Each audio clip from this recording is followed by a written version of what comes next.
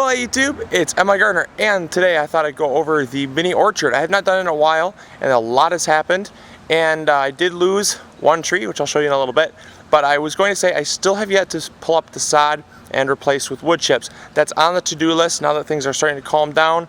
I'm going to get that done, and especially since it's going to go into the heat of the summer very soon. We've been lucky with our seasonal temperatures here, but we're starting to get into the heat of the summer finally, and so now I definitely have to get proactive on this, and it's going to help. I think it's going to help insulate the ground. It's going to help also hold in some moisture, and for the people that like to see the back to Eden garden, you guys might like it as well. So you know, that's not what I'm going for. I'm just going to lay mulch, which is kind of, you know, what I think the back to Eden method is, but you know, it's just laying mulch, and I think it's a really good way to keep weeds down, and also it'll feed the soil over time. So, you know, there's my 2 cents on it. So briefly, I'm just going to show you what I've done and kind of some growth, because it's been really impressive what's happened, especially based on the state that they were in when I first planted them. So going into the heat of the summer, let's check out how the plants are doing.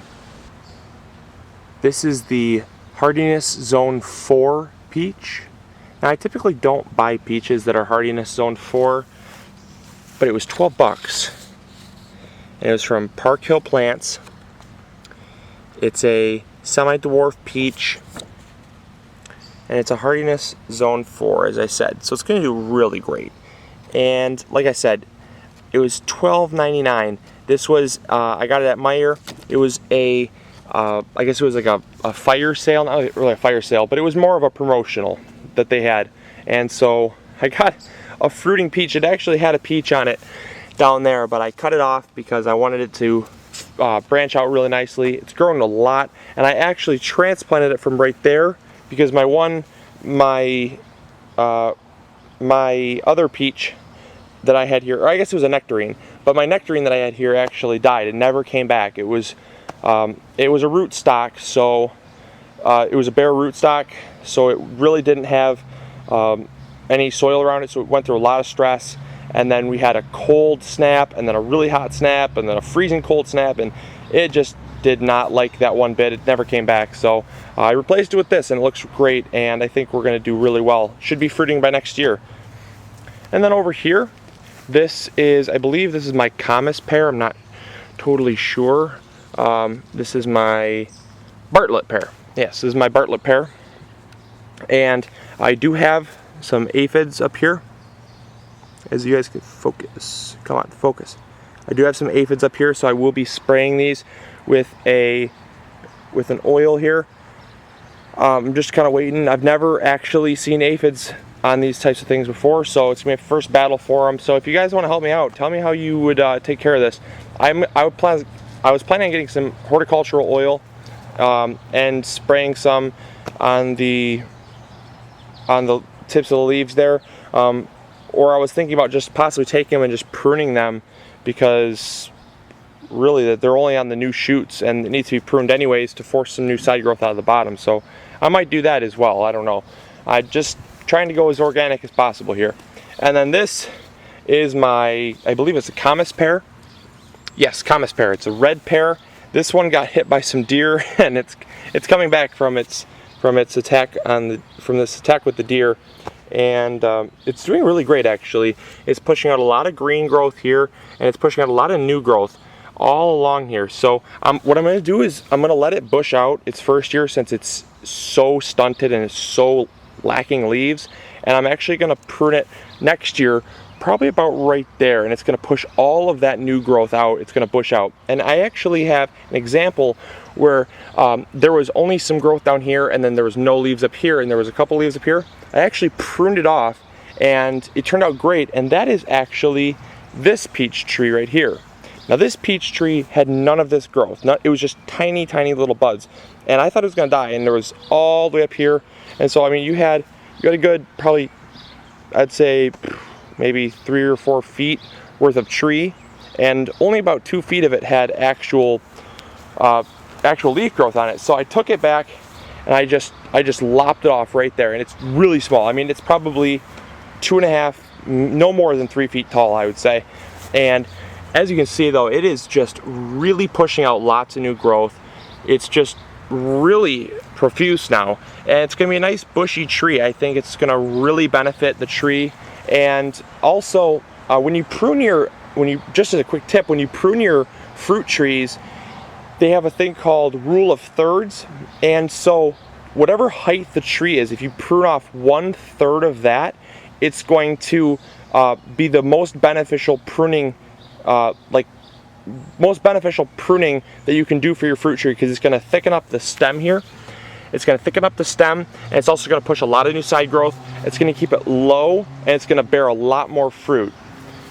So, and then over here, I came through here, and as you can see, this one is pruned off nice and level. It had grown up about, about 2 feet with all the new side growth, and I just lopped it off. I lopped off 1/3 of the new growth. I measured it from where the leafing started to the top of the leafing, and I took off exactly 1/3. And that way, you're going to have a very sturdy tree. It's going to put out a lot new side growth. As you guys can see here, this was not even existent when I pruned it off. I pruned off the top and it pushed all that out there. So it's definitely a really great method. And also over here, it pushed all this out and all of that one out. So it's really actually working for me. I like it. I like the rule of thirds, and it's also nice for a mini orchard like I have, because it allows you to keep your plants small so that you can get high yields with not a whole lot of space. I mean, as you guys can see, I really don't have all that much space, so it's pretty small here, but I'm gonna do okay, I think. And then this one here, this is one of my apples, and I think it is Cortland. This is a Cortland apple. Again, it got some deer damage here, but I did lop it off at the top, and it's pushing out lots of new side growth. So I think it's going to do fine.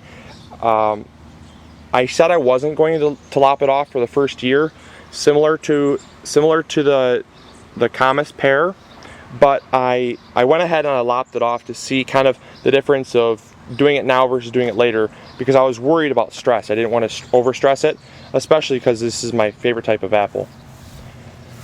And then the beauty right here, this is my favorite tree. This actually is a what is this, Cal? This is a, oh yes, this is an Asian pear. Okay, this is my Chiuju. It's an Asian pear, so obviously it's an Asian name that I can't pronounce, but it looks great. It's got a great canopy forming. It's got a nice tall trunk, which I really wouldn't prefer, but because it has this beautiful canopy, I'm actually going to leave it, and I'm going to let it grow a little bit, and then I'm going to prune it off. I want to keep this canopy on because, as you can see there's really not much growth. So if I pruned it off, it wouldn't really do it much justice. So I'm going to leave that canopy on. I'm going to leave it. It's looking really beautiful. And I do have some more aphids under there, and as you can see, the ants are helping out the aphids. So I will be having to spray these. Joy. And then last but not least is the blueberries. And the blueberries are absolutely rocking it. I am shocked. I keep giving these the coffee treatment that I did a video on, and they're really green, they're really tall, and I believe I have some aphids here too. Yep. Oh joy. Yes I do. Alright, I have some aphids on here as well, and I'm not sure why. We haven't had an aphid problem here in years, but I'll just have to adapt and fix that problem. But as you can see though, they are doing really awesome. I do have a few blueberries that I left on here as a nice little treat, but I typically, for the first couple of years, I'll typically prune off the fruiting tips so that it'll push lots of new side growth. And then this one over here has come back great. I pruned it up. I actually have no fruit on this one whatsoever. I pruned it out so that it's going to put out a lot of new side growth because it was very sparse in here. It had a lot of just very scraggliness to it. And then this right here is my prized possession. This is my beautiful Highbush Blueberry, and my Highbush Blueberry is putting out loads and loads and loads of blueberries, just tons of them. And so this is a prime example of what you want your bushes to look like. I keep them really low, I keep them well pruned. This is the oldest of the three, and so hopefully by next year that bush and that bush should look just like this bush. And this bush has been a work in progress for 3 years now, It's very awesome. As you can see, this is where I pruned them from last year. I pruned them right there in the winter time, and I actually pruned it off right there, and it pushed a flower shoot out. So I've been keeping these very low to the ground, and you always want to prune off after they fruit. You want to prune off the fruiting buds because they won't fruit there next year. Blueberries fruit really odd. They actually fruit on new growth. So any old growth, for instance, like this one right here that doesn't have any flowers on it whatsoever, this is actually old growth that probably fruited last year, and so it just puts leaves on. And so if you want lots of fruit, you have to keep the new growth coming out, because that's the stuff that actually will fruit for you the next spring. So I hope you guys enjoyed this episode. I really did like coming out here. It's pretty hot, and also I hope you guys learned something new. So as always, this is MIgardener, and I'll talk to you guys later. See ya. Bye.